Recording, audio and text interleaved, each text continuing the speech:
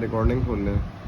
Talking about IAS 38 intangible assets, it regulates intangible assets purchased or produced by the firm itself. ठीक है, अपनी research and development के ज़रिए firm ने अगर इंटेंजिबल एसेट तैयार किए हैं वो भी IAS 38 के अंडर आते हैं. IAS 38 prescribe the accounting treatment for those intangible assets not specifically dealt with in another accounting standard. IAS 38 उन intangible assets के ऊपर लगता है जिन intangible assets को कोई और IFRS रेगुलेट नहीं करता. गुडविल के ऊपर IAS 38 का इतलाक नहीं हो सकता कि उसे IFRS 3 क्या करता है, रेगुलेट करता है. ठीक है, इसी तरह और भी इस तरह की चीज़ें जिन्हें दूसरे IAS रेगुलेट. के अलावा इंटेंजिबल में आता क्या क्या है? इंटेंजिबल एसेट हो क्या कह सकते हैं. सबसे पहले पेटेंट्स हो सकते हैं, कॉपीराइट्स हो सकते हैं. इसी तरीके से आपकी फ्रेंचाइजेस लाइसेंस आपने गवर्नमेंट से लिया हुआ है. फॉर एग्जांपल बहुत सारी चीज़ों के लाइसेंस होते हैं. इंपोर्ट लाइसेंस भी हो सकता है. इसी तरीके से आप कंपनी हैं, ऑयल ड्रिलिंग करती हैं, आपने जो है पाकिस्तान में ड्रिलिंग करने का लाइसेंस लिया है. अगले 5 साल तक आपको 40 ड्रिल्स की इजाज़त है, तो आप अलग अलग इलाकों में 40 ड्रिल्स करेंगे. तो वो लाइसेंस जो है वो उस हिसाब से क्या होता जाएगा, इंटेंजिबल एसेट है. ठीक है. अच्छा, इसके अलावा इंटेंजिबल एसेट की एक खुसूसियत सुन लीजिएगा. टेंजिबल एसेट सारे के सारे अमूमन डेप्रिशिएट होते हैं, जबकि इंटेंजिबल एसेट्स डेप्रिशिएट नहीं होते, एमोर्टाइज होते हैं. ठीक है. अभी एमोर्टाइजेशन की रिक्वायरमेंट सुन लीजिए. मुझे नहीं पता ये नीचे दी हुई भी है कि नहीं. एमोर्टाइज होते हैं. एमोर्टाइजेशन का फॉर्मूला बिल्कुल सिंपल है, cost divided by useful life. The answer is amortisation expense. मतलब जो नॉर्मल SLN फॉर्मूला होता है डेप्रिसिएशन एक्सपेंस का, वही एमोर्टाइजेशन एक्सपेंस का भी फॉर्मूला है, cost divided by useful life. ठीक है. अच्छा, इसमें बारीकी एक ये है, अगर एक ऐसा इंटेंजिबल एसेट है, फॉर एग्जांपल जैसे पेटेंट, फॉर एग्जांपल एक फर्म ने एक दवाई बनाने का इजाज़तनामा लिया. फॉर एग्जांपल पैनाडॉल बनाने का इजाज़तनामा कब लिया, किसने लिया. फ़र्ज़ करें वायद की है, किसकी है पैनाडॉल, मुझे नहीं पता किसकी, GSK की है. GSK ने या तो खुद डेवलप किया होगा या किसी से पेटेंट ख़रीदा होगा. ठीक है. फॉर एग्जांपल GSK ने किसी से पेटेंट ख़रीदा आज से 10 साल पहले. अब मुझे ये बताओ पैनाडॉल की सेलिंग लाइफ कितनी है, एक रफ आइडिया. कोई यकीनी तौर पे कहीं नहीं जा सकता यार. कब तक बिकेगी? बिल्कुल इनफिनिट लाइफ है. इनफिनिट उस चीज़ को नहीं कहते हैं कि लामहदूद है. इनफिनिट वो चीज़ है कि आपको कोई आइडिया ही नहीं है कि आखिर इसकी यूजफुल लाइफ है क्या. ऐसा इंटेंजिबल एसेट जिसकी यूजफुल लाइफ रिलायबली मेजर ना की जा सकती हो, उसे एमोर्टाइज नहीं किया जा सकता. Not at all. एमोर्टाइज होता क्या है? Amortization is a kind of depreciation done on intangible assets. Depreciation done on intangible assets is called amortization. Simple is that. इसके अलावा भी amortization कुछ चीज़ें हैं, लेकिन इस लेवल पे यही है. ठीक है, आगे बढ़ते हैं.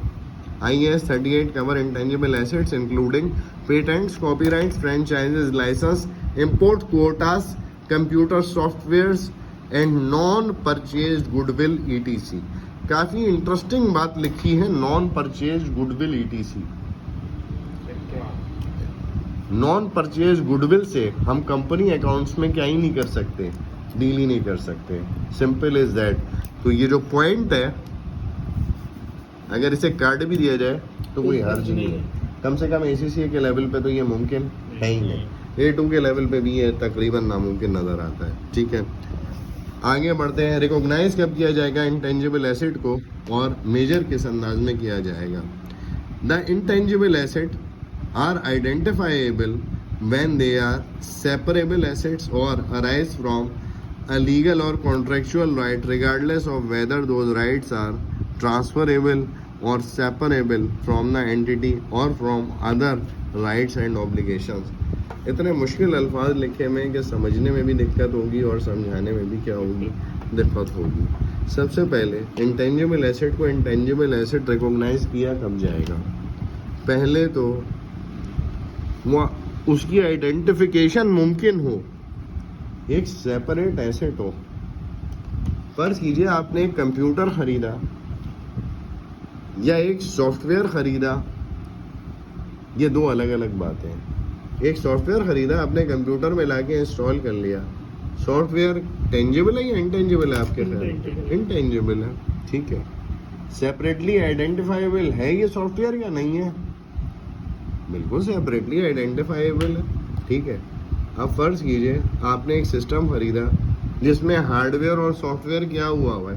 एप्पल का आईफोन खरीदा, एप्पल के आईफोन के साथ आपको जो उनका कौन सा सिस्टम होता है, iOS सिस्टम होता है, क्या वो सेपरेटली आइडेंटिफाई आप कर सकते हैं कि उसकी कितनी कॉस्ट आपने भरी है? नहीं कर सकते। सेपरेटली आइडेंटिफाइबल है ही नहीं कि iOS की कॉस्ट है क्या।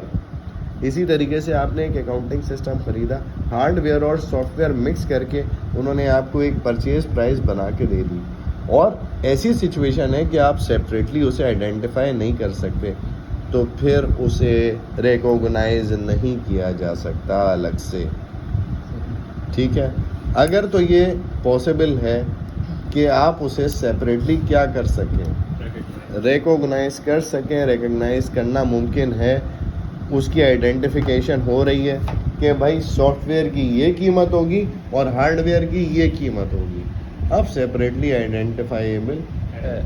ऐसी सूरत हाल में आप दोनों एसेट्स को क्या दिखाएंगे? अलग दिखाएंगे। हार्डवेयर अलग दिखाएंगे कंप्यूटर का, और सॉफ्टवेयर क्या दिखाएंगे? अलग। हार्डवेयर टेंजिबल है और सॉफ्टवेयर क्या है? इनटेंजिबल है। फिर दूसरा पॉइंट कहता है अराइज फ्रॉम लीगल और कॉन्ट्रेक्चुअल राइट। ये खड़ा हुआ है किसी कानूनी मामले की वजह से या किसी कॉन्ट्रेक्चुअल राइट की वजह से। मतलब आपने किसी फर्म से कोई मुआहिदा किया था, उस मुआहिदे की वजह से ये वजूद में आया है, regardless of whether those rights are transferable और सेपरेबल फ्रॉम द एंटिटी और from other rights and obligation. Regardless of, इससे कोई फ़र्क नहीं पड़ता कि ये राइट्स ट्रांसफरेबल हैं या नहीं हैं, और सेपरेबल फ्रॉम द एंटिटी, क्या ये राइट्स एंटिटी अपने पास से अलग कर सकती है या नहीं कर सकती, और फ्रॉम द एंटिटी और from the other rights and obligation, और from the other rights and obligation, या दूसरे कोई ऐसे मामलात हैं जिनकी वजह से ये एसेट खड़ा हुआ है, ठीक है। अब फॉर एग्जाम्पल ये आइडेंटिफाइबल कब है? जब आपके पास एक कानूनी इख्तियार आ गया कि हाँ भाई ये एसेट मैं क्या कर सकता हूँ, यूज़ कर सकता हूँ। फेसबुक है, आपके पास यूज़ करने का इख्तियार है, मेरे पास भी यूज़ करने का इख्तियार है। आपके पास क्या कॉन्ट्रेक्चुअल राइट है या फेसबुक पे क्या ओनरशिप आपको मिलती है? कोई ओनरशिप आपके पास एग्जिस्ट नहीं करती। वो जब चाहें जो चाहें कानून में बदलाव ले आए और आपके इख्तियारात महदूद कर दें, या आपको हो सकता है किक आउट ही कर देंगे। बिल्कुल, कभी भी आपको ब्लॉक कर सकते हैं, कभी भी आपको ब्लॉक करने की सलाहियत वो रखते हैं। अगर आपके खिलाफ 2-4 शिकायतें जमा हो गए, आपके अकाउंट को क्या कर देंगे? ब्लॉक कर देंगे। तो इसका मतलब आपके पास कोई कॉन्ट्रेक्चुअल राइट एग्जिस्ट करते हैं, कोई लीगल राइट एग्जिस्ट करते हैं? नहीं करते, ठीक है। अगर आपके पास इख्तियारात एग्जिस्ट करते तो डेफिनेटली फिर आप चीज़ों को अपने हिसाब से लेके चल सकते थे, लेकिन यहाँ पे आपको अपने हिसाब से चीज़ों को लेके चलने की इजाज़त नहीं, ठीक है। जब फर्म को एक कॉन्ट्रेक्चुअल राइट मिल रहा है, एक लीगल तौर पे इख्तियार मिल रहा है, क्या आप इस सॉफ्टवेयर को क्या कर सकते हैं? यूज़ कर सकते हैं, या इस इंटेंजिबल एसेट को क्या कर सकते हैं? यूज़ कर सकते हैं, चाहे ये ट्रांसफरेबल है या नहीं है। फर्म से अलग किया जा सकता है या नहीं किया जा सकता, लेकिन उसे एसेट के तौर पे दिखाने की इजाज़त है अगर आपके पास कॉन्ट्रेक्चुअल और लीगल राइट्स अवेलेबल हैं, ठीक है। बारीक पॉइंट है, मे बी परचेज और सेल्फ क्रिएटेड, आप खरीद भी सकते हैं और खुद से बना भी सकते हैं। सॉफ्टवेयर फर्म जो होती हैं वो अक्सर व बेशतर इंटरनली भी क्या करती हैं, तैयार करती हैं, और अक्सर व बेशतर बाहर की फर्म से भी क्या करती हैं, बनवा के खरीदती हैं। Have no physical substance, intangible asset की कोई फिजिकल सब्सटेंस नहीं होती। इस मेज की फिजिकल सब्सटेंस है, इंटेंजिबल एसेट की कोई फिजिकल सब्सटेंस नहीं होती, ठीक है। आ नॉन मॉनेटरी एसेट, याद रखिएगा, कोई इन्वेस्टमेंट कभी भी इंटेंजिबल एसेट नहीं हो सकती। वो क्या ही कहलाएगी, ये भाई इन्वेस्टमेंट ही कहलाएगी। इन्वेस्टमेंट टेंजिबल ही है ना। नहीं कह रहे हैं are non monetary asset, intangible भी हो साथ में नॉन मॉनेटरी भी हो। इन्वेस्टमेंट तो कल 3 दिन बाद हमारा दिल चाहा, हमने जाके फर्ज करें किसी फर्म में शेयर खरीदे हुए, 3 दिन बाद जाके क्या कर दिए, बेच दिए। इन्वेस्टमेंट क्या हो गई, इनकैश हो गई। इन्वेस्टमेंट का ट्रीटमेंट क्या होता है, अलग होता है। इंटेंजिबल एसेट वाला ट्रीटमेंट नहीं होता है। इन्वेस्टमेंट इसके अंदर क्या नहीं हो सकती, डील नहीं हो सकती। सॉफ्टवेयर बनाया और हमने सॉफ्टवेयर बेच दिया तो फिर क्या होगा, देखिए एक सबसे बड़ी बात, सॉफ्टवेयर की जो बात करूँगा मैं, आगे जाऊँगा मैं ब्रांड्स की भी हो सकता है बात करूँगा। देखिए सॉफ्टवेयर्स की और ब्रांड वगैरह जो होती हैं, इनकी कोई स्पेसिफिकली मार्केट एग्जिस्ट करती ही नहीं है। ऐसी सूरत हाल में आपके लिए उसकी एग्जैक्ट मार्केट तलाश करना बहुत मुश्किल काम है। तो रिवैल्यूएशन मॉडल इंटेंजिबल एसेट पे लगाना क्या है, करीब नामुमकिन के करीब है। एक लाइसेंस है कि गवर्नमेंट ने आपको इतने ड्रिल करने की इजाज़त दी है पाकिस्तान के अंदर, किस मामले से मुताल्लिक, ऑयल ड्रिलिंग। हेलो, हाँ चलो, हेलो, वालेकुम अस्सलाम। अभी मैं क्लास ले रहा हूँ, अभी बाद में बात करेंगे। हाँ बोलो।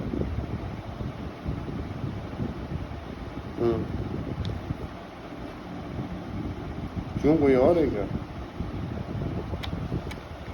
कितने दरमियानी है, मगर चेक कराना पड़ेगा। चलो अभी थोड़ी देर में बात करते हैं, अभी फ़ौरन किसी चीज़ को ओके नहीं करना, पहले घर आ जाऊँ बात करते हैं। वो तो हो सकता है 6-5-10 पे ले आऊँ, वैसे वो इतनी जल्दी में नहीं है, थोड़ा टाइम है उसके पास, ठीक है। हाँ 6 ओके, अल्लाह, ठीक है। आर नॉन मॉनेटरी एसेट, ये इन्वेस्टमेंट ना हो, नॉन मॉनेटरी हो, मतलब ये कैश या कैश जैसा ना हो, ना ये इन्वेस्टमेंट हो। नॉन मॉनेटरी, कैश जैसा या कैश, इन्वेस्टमेंट क्या होती है, कैश जैसी होती है ना यार। कभी भी आप उसे क्या करवा लीजिए, बेच दें और कैश करवा लीजिए, ठीक है। Are controlled by the entity, Facebook को हम कंट्रोल नहीं कर सकते, लेकिन इस इंटेंजिबल एसेट को जो हम अपने पास रिकॉग्नाइज करेंगे उसे हम क्या कर सकते हैं, कंट्रोल कर सकते हैं। हमारे पास उसका कंट्रोल होना चाहिए। Expected to generate future economic benefits, तवक्को है ये किसी तरह के फ्यूचर इकोनॉमिक बेनिफिट्स जनरेट करेगा। It might be by use of that asset और it might be by selling that asset, would benefit the firm by any means, by getting sold और by using it, ठीक है। दोनों में से किसी भी तरह फर्म को फायदा पहुंचाने की क्या रखता हो, सलाहियत। अगर इन दोनों में से एक भी सलाहियत नहीं रखता तो फिर क्या बात है, परेशानी की बात है। क्योंकि टेंजिबल एसेट्स की अगर आप डेफिनेशन याद करें तो उसमें भी एक बात मेंशन थी, ये एसेट फर्म को क्या पहुंचाएगा, फायदा। तो same is for intangible asset. फर्ज कीजिए आपने एक ऐसा एसेट अपने पास मेंटेन किया हुआ है जो सिर्फ दिखाने की हद तक है, ना उसकी कोई सेल्स प्राइस है और ना इसकी कोई VIU है। इसका मतलब आप सिर्फ और सिर्फ अपनी बैलेंस शीट को क्या कर रहे हैं, ओवर स्टेट कर रहे हैं, धोखा दे रहे हैं। समझ आई बात?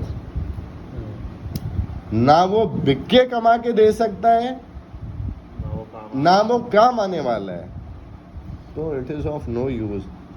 बेहतर तो ये है कि उसे क्या कर दिया जाए, बाद में बात करते हैं। Right. Expected to generate future economic benefits, inflows और cash inflows of cash or other assets are expected. The cost of the asset can be measured reliably. इसकी cost reliably measured होना क्या है, ज़रूरी है. ठीक है, आगे बढ़ेंगे. If an intangible item does not meet both the definition and the criteria for recognition of an intangible asset, IAS 38 require that the expenditure on this item is to be recognized as an expense when it is incurred. अगर ये definition और criteria meet ना हो सका तो ये intangible asset के तौर पे नहीं, एक्सपेंस के तौर पे आईएस में एक्सपेंस आउट कर दिया जाएगा. इसे एसेट के तौर पे इंटेंजिबल नहीं दिखाया जा सकता. ये सारी रिक्वायरमेंट्स एग्जामिनेबल हैं.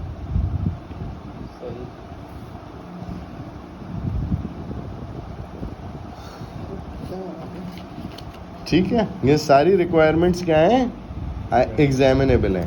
एक तो क्या होना चाहिए, आइडेंटिफाइएबल होना चाहिए. पहला पॉइंट क्या है, आइडेंटिफाइएबल. सेपरेबल हो अदर एसेट से. लीगल और कॉन्ट्रेक्चुअल राइट हो आपके पास उसे इस्तेमाल करने के, या वॉट एवर, चाहे वो राइट्स ट्रांसफरेबल हैं या नहीं है, या सेपरेबल है या नहीं. परचेज भी हो सकता है, सेल्फ क्रिएटेड भी हो सकता है, कोई मसला नहीं है. कोई फिजिकल सब्सटेंस इसका एग्जिस्ट नहीं करता. It's a non monetary asset, किसी तरह की कोई इन्वेस्टमेंट नहीं है. ये are controlled by the entity. Contractual right तो आपके पास भी आ जाए शायद फेसबुक को इस्तेमाल करने का. फ़र्ज़ करें उन्होंने आपको ब्लॉक कर दिया, आप कोर्ट पहुँचे, कोर्ट ने बोला भाई इनका अकाउंट क्या कर दीजिए, खोल दीजिए, खोल दिया गया, तो क्या आपको उसके ऊपर कंट्रोल आ गया? तो क्या कभी भी फेसबुक को आप अपना एसेट दिखा सकते हैं? Not at all. क्यों? क्योंकि आपके पास कंट्रोल नहीं है. Must be controlled by the entity. ठीक है. Expected to generate future economic benefits for the entity by getting sold और बाय यूजिंग इट. ठीक है. And the last one, the cost of this asset must be measured reliably. Or if any of this criteria doesn't meet, then you will treat it as an expense and expense out in the year in which this cost has been incurred. Simply you will expense it out. Moving ahead, the cost of a separately acquired intangible asset include. कह रहा है cost of a separately acquired intangible asset include. एक ऐसा intangible asset है जिसे आप क्या खरीद रहे हैं, सेपरेटली खरीद रहे हैं, अलग खरीद रहे हैं, किसी चीज़ के साथ जुड़ा हुआ नहीं है. ठीक है. अब वो बोल रहा है कि इसकी परचेज प्राइस में क्या क्या शामिल किया जा सकता है. Its purchase price include in non refundable purchase taxes, import और custom duty after deducting trade discount and rebates. जैसे एक नॉन करंट एसेट में आप टैक्सेस वगैरह को क्या करते हैं, नॉन रिफंडेबल टैक्सेस ओनली. ठीक है, इंक्लूड कर दें, इसकी कीमत में भी क्या कर देंगे, ऐड कर देंगे. ठीक है. रिफंडेबल टैक्स जो है वो कीमत का हिस्सा नहीं बनाया जा सकता, ना टेंजिबल एसेट की ना नॉन टेंजिबल एसेट की. अच्छा, इसकी कोई फिजिकल प्रेजेंस तो होती नहीं है कि जापान से आएगा, शिपमेंट देनी पड़ेगी. ये तो ऑनलाइन ही जापान से यहाँ तक आ जाएगा, कोई ज़्यादा चार्जेस तो होंगे नहीं, कुछ जीबी लगेंगे और ये वहाँ से यहाँ ट्रांसफ़र हो जाएगा. ठीक है. बहरहाल उसके बाद भी थोड़े बहुत मामला होते हैं. Any directly attributable cost of making the asset fit for its intended use. Japan से तो वो ऑनलाइन आ गया, लेकिन जापान से 2 इंजीनियर बुलाने पड़े उस सॉफ्टवेयर को अप्लाई करवाने के लिए और काबिल इस्तेमाल बनाने के लिए. तो जितने भी अखराजात उन इंजीनियर्स पे आएंगे वो सब इसकी कॉस्ट का क्या बनेंगे. इंजीनियर्स की फीस आएगी, उन्हें बाकायदा टिकट भेज के बुलवाना पड़ेगा और जाहिर है जो भी उनको फीस देनी पड़ेगी. डेफिनेटली वो सब ठीक है, वो सब उसकी कॉस्ट का क्या बनेगी, हिस्सा बनेगी. इसी तरीके से इंटरनली जनरेटेड इंटेंजिबल एसेट्स की बात कर रहा है. इंटरनली जनरेटेड इंटेंजिबल एसेट, फर्ज कीजिए आपने कोई सॉफ्टवेयर या कोई ऐसा पेटेंट वगैरह इंटरनली क्या किया, डेवलप. पहले आपने रिसर्च कैरी आउट की, याद रखिएगा, रिसर्च इज ऑलवेज intangible और cost an expense. and expense. It can never be treated as ऐसे a नॉन करंट एसेट. चाहे आप उस रिसर्च पे पूरा नॉन करंट एसिड बना दें, इंटेंजिबल एसिड बनाए या कोई भी एसिड बना दें, the research must be expense out in the year in which it has been incurred. ठीक है, it will be dealt as a period cost. जिस साल इनकर हुई है उसी साल रिसर्च कॉस्ट क्या होगी, एक्सपेंस आउट होगी. Remember, research cost can never be capitalised. only the development cost could be capitalized if it meets the certain criteria.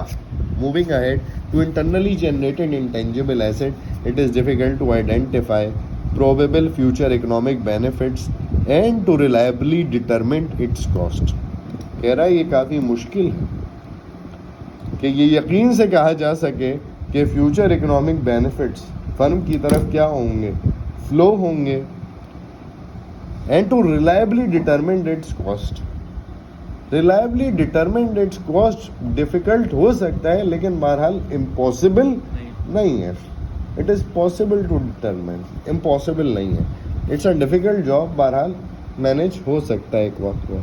फिर आगे कहता है, as a result standard does not allow the internally generated asset to go on the statement of financial position as an intangible asset, including goodwill, brands, mastheads, publishing titles and customer lists. कुछ ऐसे assets हैं जिनके मुताल्लिक IAS, IFRS खुद कहता है, IAS, कि इनको आप कैपिटलाइज नहीं कर सकते. इंटरनली जनरेटेड गुडविल, IFRS 3 भी सेम बात करता है और ये भी सेम बात करता है. Internally generated intangible asset including goodwill, including brand. J dot का बहुत बड़ा नाम है, मुझे बताओ कितने करोड़ का है. क्या कोई ऐसी मार्केट एग्जिस्ट करती है जिसमें जे डॉट के रेट पता चल रहे हैं? एक अंदाजन स्टॉक में अगर खाड़ी के रेट पता चल रहे हैं कि खाड़ी का ब्रांड इस वक्त कितने रेट पे चल रहा है. अगर वो पब्लिक लिमिटेड है तो शेयर्स का पता चल स्टॉक्स में अगर होगी तब मेरा तो नहीं ख्याल है कि खाड़ी या जे डॉट जो है वो पब्लिक लिमिटेड है. पब्लिक लिमिटेड है, बिल्कुल प्राइवेट है, प्राइवेट इंस्टीट्यूशन है. और वैसे जे डॉट और खाड़ी एक ब्रांड है, और मैंने ब्रांड की बात की है, मैंने कंपनी की बात नहीं की है. फर्म हो सकता है फिर भी चलती रहे, सिर्फ जे डॉट का नाम क्या हो जाए, सेल आउट हो जाए, और वो किसी और नाम से क्या शुरू कर दें, काम शुरू कर दें, लेकिन जे डॉट किसी और के हवाले कर दें. तो मुझे बताओ, जे डॉट की कोई मार्केट एग्जिस्ट करती है?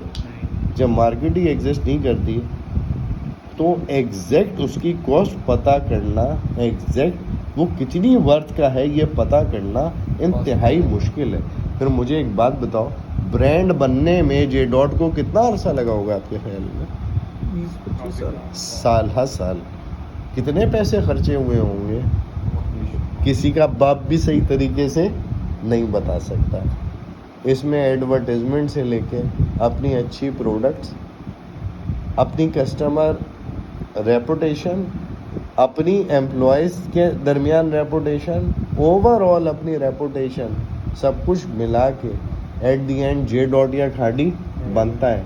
तो आप मुझे बताइए कि फिर ब्रांड को किस तरीके से आप कॉस्ट अलॉट कर सकते हैं. It's close to impossible. ठीक है, सॉफ्टवेयर वगैरह टाइप के जो इंटेंजिबल एसेट होते हैं, इनकी कॉस्ट तो मेजर की जा सकती है, लेकिन बहरहाल ये कुछ ऐसे एसेट्स हैं इंटेंजिबल भी हैं नेचर में, और इनकी कॉस्ट आप रिलायबली क्या भी नहीं कर सकते, मेजर नहीं कर सकते. तो IAS अलाउ ही नहीं करता कि आप इन्हें इंटेंजिबल एसेट के तौर पे दिखा सकें. ठीक है, एंड और आगे क्या कहता है, और पब्लिशिंग टाइटल और कस्टमर लिस्ट, ये वो वगैरह वगैरह, इनको आप इंटेंजिबल एसेट तौर पे नहीं दिखा सकते. फिर रिसर्च एंड डेवलपमेंट कॉस्ट की तरफ आता है. रिसर्च के मुतालिक ऑलरेडी मैंने बता दिया, it's an expenditure will be expensed out in the year in which they are incurred. Research आप जैसे ही देखें कोई बात करना ही नहीं है। दो बातें सुन लीजिए इसमें मुताल्लिक। रिसर्च दो तरह की होती है, एक प्राइमरी रिसर्च होती है, एक सेकेंडरी। प्राइमरी और सेकेंडरी में फ़र्क क्या है? प्राइमरी बिल्कुल जीरो से की जाती है, सेकेंडरी पहले से हुई भी होती है, उसमें सेकेंडरी डेटा उठाते हैं। हाँ डाटा फर्ज कीजिए आपने डाटा ऑनलाइन उठा लिया या कहीं और से उठा लिया, वो सेकेंडरी रिसर्च है। उसमें तो अमूमन कोई मेजर एक्सपेंडिचर आता भी नहीं है। लेकिन जो प्राइमरी रिसर्च होती है उसमें तो हज़ारों डॉलर लग जाते हैं। लेकिन हैरानकुन तौर पे वो हज़ारों डॉलर भी क्या ही हैं, उन्होंने भी एक्सपेंस आउट ही होना है। They will be treated as कौन सी cost? Period cost. They will be treated as the period cost and will be expensed out in the period in which they are incurred. Even if we build that non-current asset, अगर हमने development भी कर ली तब भी research क्या ही होगी? Expense out. अच्छा, फिर कहता है research is original and planned investigation. Research is usually treated as original and planned investigation. ये प्लान्ड इन्वेस्टिगेशन दो कामों के लिए हो सकती है, या तो एक नई चीज़ प्रोड्यूस करने के लिए या अपने एग्जिस्टिंग प्रोसेसेस को क्या बनाने के लिए? बेहतर बनाने के लिए। ठीक है, दो काम कर सकते हैं ना। ऑलरेडी एक चीज़ एग्जिस्ट करती है, एक एसेट एग्जिस्ट करता है, आप चाहते हैं कि उसमें क्या आ जाए? बेहतरी आ जाए, आपकी कॉस्ट क्या हो जाए? कम हो जाए और चीज़ें बेहतरी की तरफ आ जाए। बहरहाल ये प्लान्ड इन्वेस्टिगेशन होती है, carried out to gain new scientific knowledge and understanding. मकसद क्या होता है कि नई साइंटिफिक नॉलेज और अंडरस्टैंडिंग हासिल हो। और अब डेवलपमेंट क्या है? रिसर्च अलग चीज़ है, डेवलपमेंट अलग चीज़ है। Development is the second phase. अगर आपको रिसर्च के जो नताइज थे वो पसंद आए और आपको ये अंदाज़ा हुआ कि this project seems commercially viable, then you may go for the development. ठीक है, आपने डेवलपमेंट का तयन करना है कि आपने डेवलप करनी है या नहीं। अब डेवलपमेंट में दो मसले आते हैं। डेवलपमेंट आपने शुरू कर दी, डेवलपमेंट अगर शुरू हो ही गई तो एट दी एंड एक non current asset for example वजूद में आएगा। उस नॉन करंट एसेट के वजूद में आने के लिए भी कुछ रिक्वायरमेंट्स है। अगर वो रिक्वायरमेंट सेटिस्फाई हो गई तो आप उस डेवलपमेंट एक्सपेंडिचर को क्या दिखा सकते हैं? कैपिटलाइज कर सकते हैं और नॉन करंट एसेट के तौर पे दिखा सकते हैं। और अगर वो रिक्वायरमेंट सेटिस्फाई नहीं हुई तो that development expenditure too will be expensed out in the year in which that is incurred. Got it? अब वो क्या फरमा रहे हैं वो पढ़ लेते हैं। Development is the use of existing scientific और technical knowledge to produce new और scientifically improve material for example. इसने फॉर एग्जाम्पल मटेरियल का, ठीक है, डिवाइस, प्रोडक्ट, प्रोसेसेस, सिस्टम और services prior to commencement of commercial production और use. Development से क्या मुराद है? डेवलपमेंट प्रोडक्ट डेवलप करेंगे। पहले रिसर्च की, अंदाज़ा हुआ अगर ये मटेरियल बना लिया तो ये चीज़ बन के आएगी और इस वक्त जो अवेलेबल रॉ मटेरियल है उनके मुकाबले ये तकरीबन $20 ऊपर का हम बेच लेंगे। तो बोला यार ऑप्शन तो क्या है, अच्छा है, ठीक है। आपने बोला बाबा डेवलपमेंट क्या की जाए, शुरू की जाए। डेवलपमेंट पे तकरीबन $50,000 $60,000 के अखराजात आने हैं। 2 साल के अंदर ये डेवलपमेंट क्या होगी, कंप्लीट होगी। अब इम्पॉर्टेंट बात ये है कि ये जो 2 साल में डेवलपमेंट कंप्लीट होगी इसमें कुछ रिक्वायरमेंट आपको देगा IAS 38। अगर वो क्राइटेरिया मीट हो गया तो डेवलपमेंट एक्सपेंडिचर कैपिटलाइज होने के लायक हो जाएगा।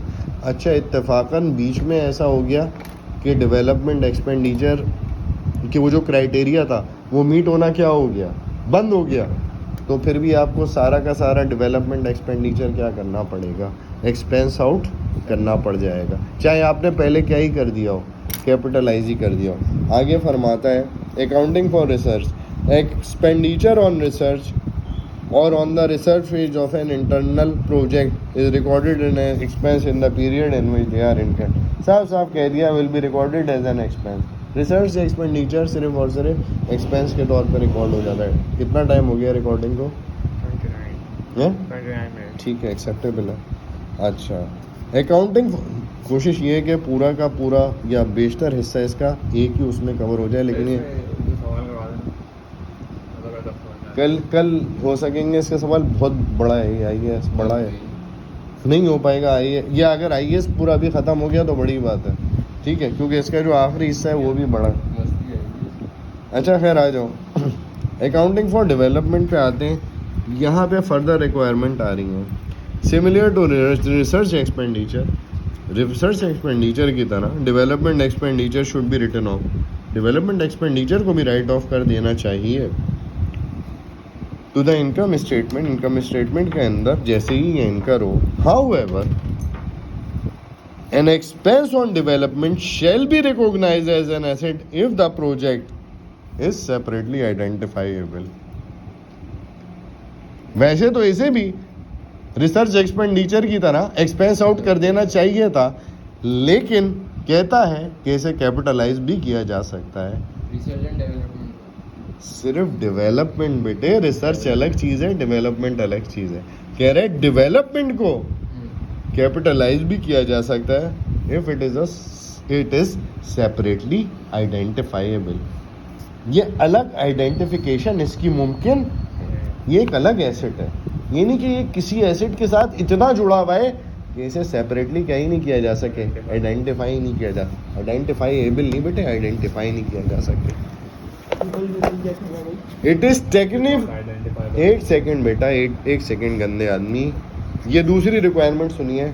It is technically feasible to complete this project. क्या फर्म के पास सारी टेक्निकल फीजिबिलिटी अवेलेबल है कि इस प्रोजेक्ट को क्या कर सके, मुकम्मल। दूसरी रिक्वायरमेंट। तीसरी रिक्वायरमेंट, अच्छा यहाँ पे टेक्निकल फीजिबिलिटी का जिक्र आ रहा है और आगे जाके बिल्कुल एंड में फाइनेंशियल फीजिबिलिटी भी आएगी। क्या फर्म के पास एडिक्वेट रिसोर्सेज हैं to complete this project, adequate resources for the completion of this project. तो अगर देखा जाए तो वो ये टेक्निकल फीजिबिलिटी और वो कौन सी फीजिबिलिटी है, फाइनेंशियल फीजिबिलिटी, ठीक है। तो इन दोनों पॉइंट्स को एक साथ जोड़ के रखा जा सकता है। ये 2.3 के नंबर है, ठीक है, टेक्निकल फीजिबिलिटी और फाइनेंशियल फीजिबिलिटी, ठीक है। सबसे पहला पॉइंट सेपरेटली आइडेंटिफाइबल, दूसरा point technical feasibility. Is the firm possess the technical feasibility? Is the firm possess the financial feasibility to complete this project? I'm now moving ahead to see fourth, is commercially viable? The project is commercially viable? क्या इसकी कोई selling price होगी? क्या इससे कोई value in use हासिल हो सकेगी, या it worth null? Null means of no value.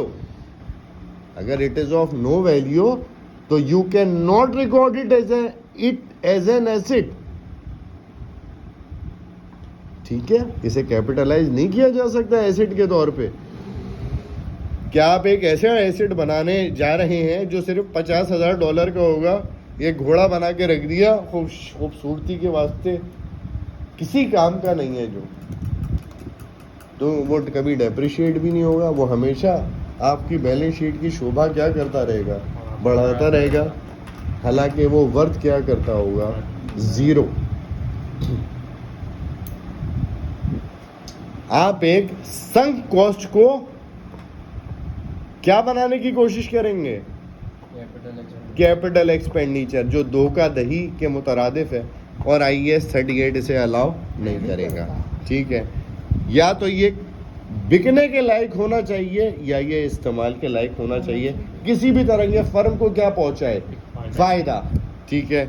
Is intended to be completed, firm की इंटेंशन भी है इसे कंप्लीट करने की, सारी फीजिबिलिटी है, सब कुछ है,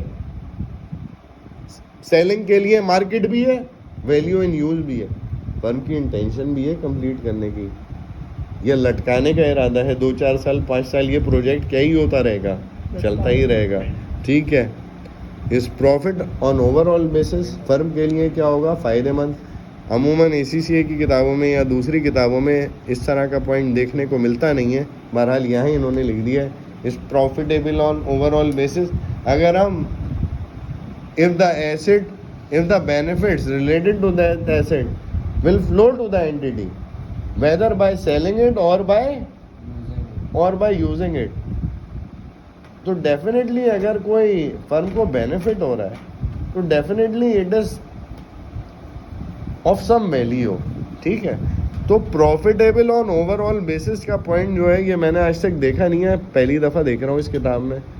बहरहाल खैर आगे बढ़ेंगे, तो इस पे मेरा इतना फोकस नहीं है। कहता है expenses are identifiable and measure reliably. Expenses जो इस एसेट पे इनकर हुए हैं आइडेंटिफाइबल हैं और रिलायबली मेजर किए जा सकते हैं। कोई भी नॉन करंट एसेट चाहे टेंजिबल हो चाहे इनटेंजिबल हो, अगर कॉस्ट रिलायबली मेजर नहीं की जा सकती तो उसे रिकॉग्नाइज ही नहीं किया जा सकता। This is for show. Now the last one we have already dealt with it, the financial feasibility. Have the firm possess enough or adequate financial resources to complete that fixed asset or intangible asset? इसको break दो, बहुत बड़ी